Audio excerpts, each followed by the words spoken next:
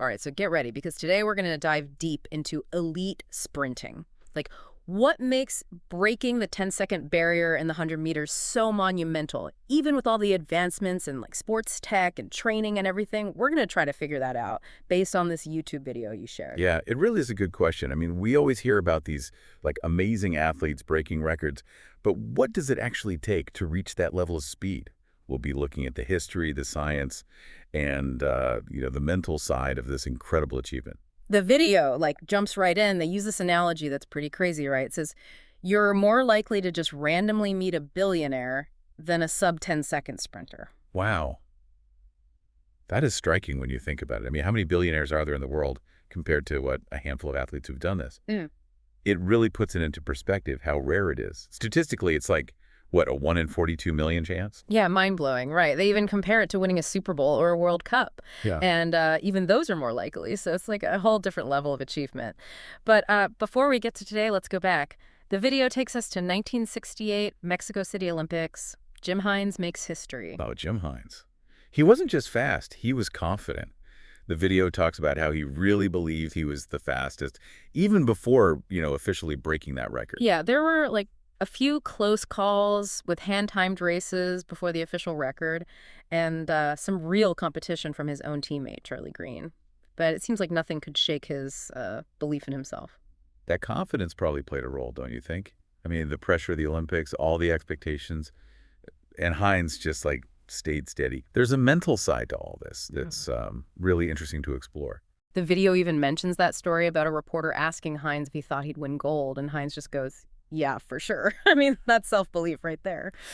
And speaking of remarkable, Hines' Olympic record stood for 20 years, 2 decades. In a sport where records are always being broken, that's pretty crazy. It shows just how big his achievement was. And it kind of sets up this whole discussion about how speed has evolved. The video shows this interesting trend. In the 2000 Olympics, only 2 athletes broke 10 seconds in the 100-meter final. Fast forward to the 2023 NCAA finals, and it's, 7 athletes. Wow, that's a big jump. What's causing that? Is it just training? Or something more? The video mentions those super spikes we've all heard about. You know, the ones with the carbon plates. Are they, like, the main factor? Technology definitely plays a part. I mean, those super spikes are designed to give more energy return, propel the runner forward more efficiently, like having little springs in your shoes, but way more advanced. But like the video says, it's not just the shoes. There's this shift happening. It's what they call a democratization of knowledge in the world of sprinting.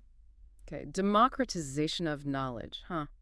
What does that even mean for sprinting? And how does that lead to faster times? Well, think of it this way. In the past, all the secrets to like elite training, they were kept within specific programs, coaches, certain countries, right? Aspiring athletes might not have access to the same level of, knowledge. But now, with the internet, social media, online coaching, that information is way more available. So it's like having this massive sprinting encyclopedia right at your fingertips, no matter where you are. Yeah, exactly. And that access to information, along with better training and, the tech, like the super spikes, is probably why more athletes are breaking 10 seconds. It's not this, like, secret thing anymore. It's becoming more attainable. Okay, that makes sense. But wouldn't that lead to even more competition at the top level? If everyone knows the same training techniques, doesn't it get harder to, like, stand out? Yeah, you're right. It's definitely getting more competitive. But that's not a bad thing. It pushes athletes to get even better. Refine their training, perfect their technique, and really push the limits of what's possible. So it's like more knowledge leads to more competition, which pushes everyone to get even faster. Exactly. It's pretty fascinating how it all works. But remember, it's not just about technology and knowledge. The human element matters too. The video talks about this. The mental side of sprinting is just as important as the physical. Yeah, the mental game. We talked a bit about Jim Hines and his self-belief, but let's dig into that more. What are the key mental qualities you need to break 10 seconds? Well, first of all, you got to believe in yourself. Right. Like really believe. We saw that with Hines. He knew he was the fastest even before he proved it. And then there's Kim Collins, setting personal bests at 40. It's that inner conviction that drives them. Like they're visualizing themselves breaking that barrier before they even step onto the track. Yeah, exactly. Visualization is a powerful tool. Athletes mentally rehearse the race, picturing every step, every movement. They feel that rush of crossing the finish line first. So it's not just physical training, it's mental training too. But what about the pressure? I mean, competing at that level globally, the pressure must be immense. How do they deal with that? Pressure is always there, but it's all about how you handle it. Some athletes thrive under pressure. It fuels them.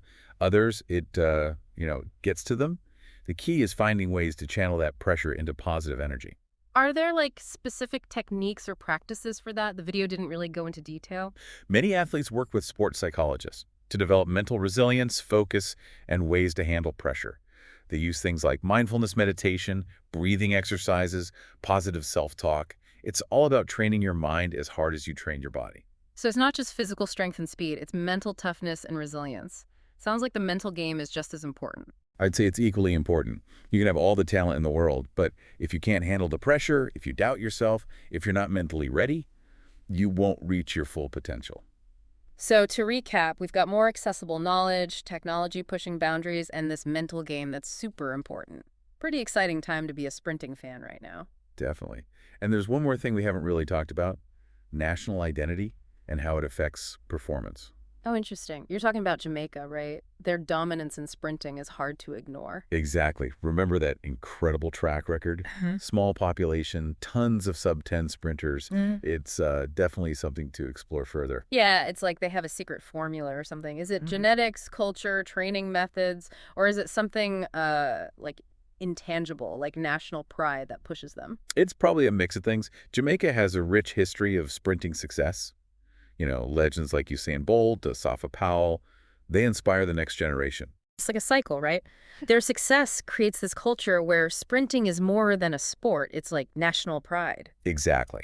And that shared sense of purpose, that belief in their athletic potential, it plays a huge role in their success. It's not just individual talent. It's a nation supporting their athletes, celebrating them. It's pretty amazing to see a small nation making a huge impact globally. It's inspiring. It shows what can happen when talent meets opportunity and shared purpose. Very well said. And remember, it's not just Jamaica. We see this in other countries, other sports. National identity can really shape athletic excellence. So breaking the 10-second barrier, it's like the culmination of so many things. Physical ability, mental strength, technology, training, and even national pride. You got it. It's the human spirit, pushing past limits, striving for excellence, achieving the impossible. And while we've covered a lot, there's still one piece missing. Oh, what's that? We've talked about the what and the how, Yeah. but what about the why? Why is breaking the 10-second barrier so significant? What does it tell us about human potential? Those are big questions. I'm ready to hear your thoughts. Well, we'll dive into that in the next part of our deep dive. Stay with us. Welcome back. Before the break, we were talking about how more athletes are breaking the 10-second barrier these days. Makes you wonder if, it's becoming a new era in sprinting. Yeah, it's a really interesting trend. Like, is it possible that what used to be the, ultimate speed limit is becoming, I don't know, more achievable? Could we see a day when breaking 10 seconds is, normal? It's a great question. It's hard to say for sure what the future holds, but the trends we're seeing, they definitely suggest things are changing. Remember how we talked about that democratization of knowledge? Right. You were saying that, the secrets of elite training aren't so hidden anymore. They're becoming more available to athletes everywhere. But could you break that down a bit more? How is this knowledge actually spreading, and how is it impacting, those faster times? Sure, let's dig into that. Imagine you're an athlete, right? Now, you can go online, find coaching platforms, get advice from world-class trainers.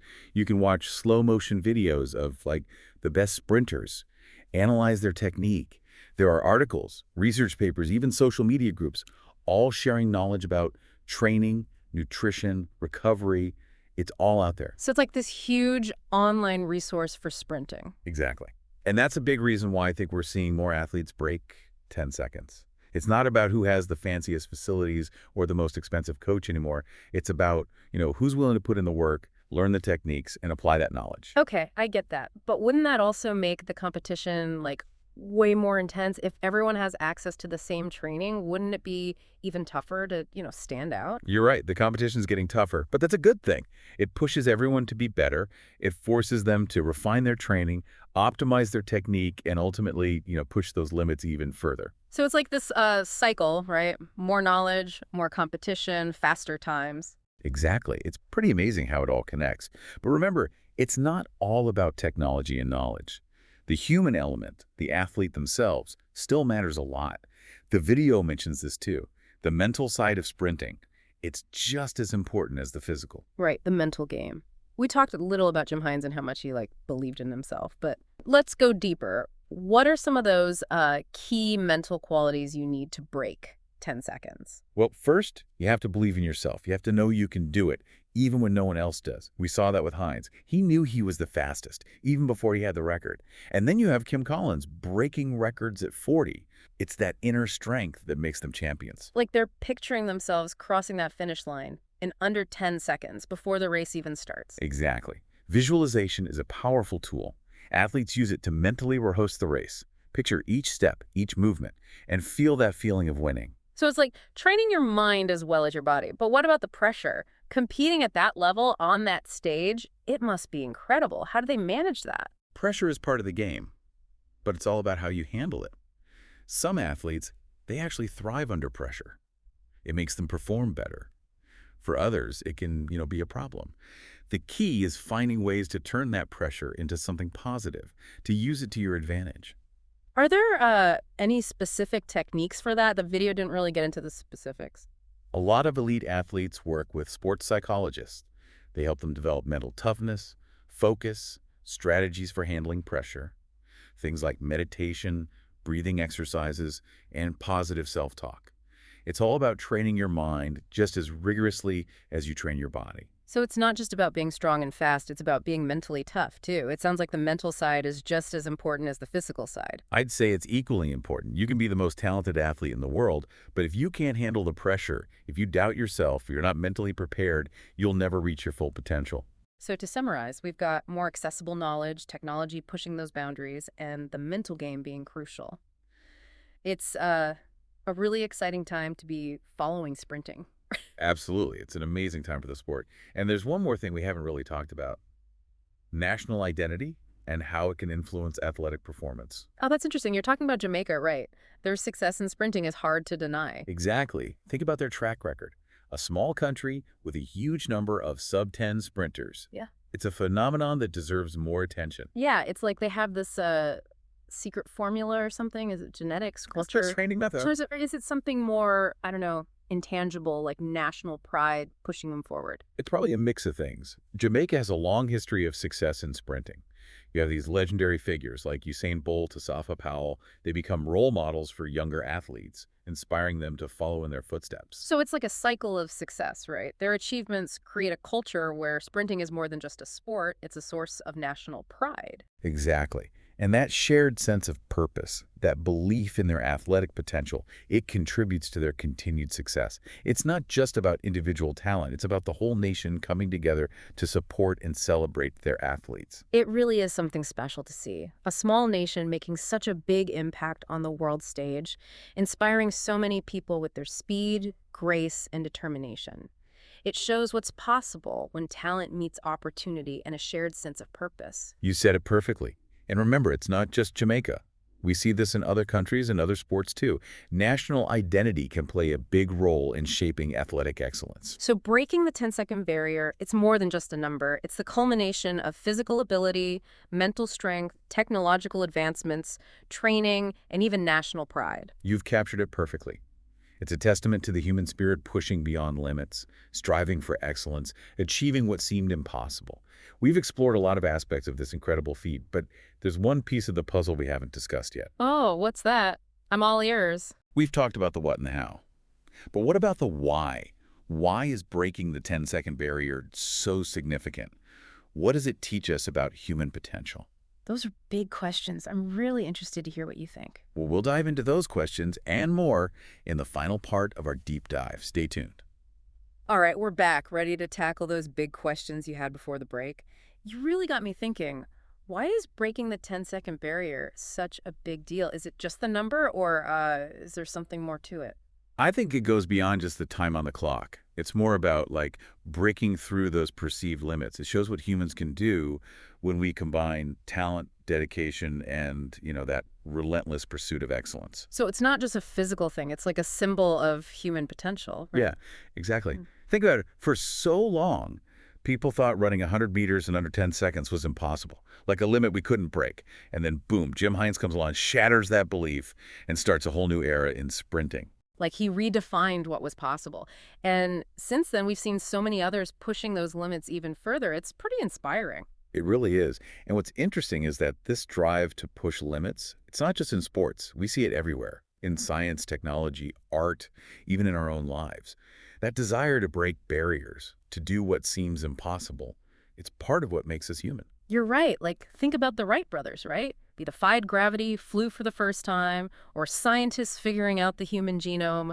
All these people daring to dream big, challenging what everyone thought they knew. Exactly. And those breakthroughs, they inspire us to think differently, to step out of our comfort zones and, try to achieve great things ourselves. So, in a way, breaking the 10-second barrier, it's not just about running. It's about human potential, believing in yourself, and always pushing those limits. Well said.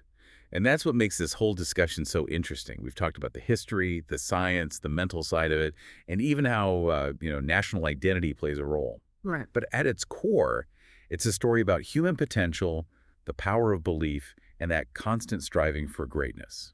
Well, it's been a fascinating deep dive, I'd say. We've covered a lot of ground. I hope we've given everyone a better understanding of what it means to break the 10-second barrier. Definitely. It's an achievement that's built on so many things: natural ability, training, technology, the right mindset, even national pride. It really shows how humans can strive for excellence. We've heard about incredible athletes, the evolution of training and technology, and how important the mental game is. And we even touched on how national identity can, fuel success. And maybe most importantly, we've looked at what it means to break barriers and the amazing potential that humans have. It reminds us that limits are meant to be challenged. And with hard work, belief, and a little inspiration, we can achieve incredible things. So, as we wrap up, we want to encourage everyone listening to take this message to heart. Embrace that pursuit of excellence, challenge those limits you think you have, and never stop striving for greatness. Who knows, maybe you'll be the one breaking barriers next, inspiring others to reach for their dreams. That's it for this deep dive. Remember, the only limits are the ones we set for ourselves. Until next time.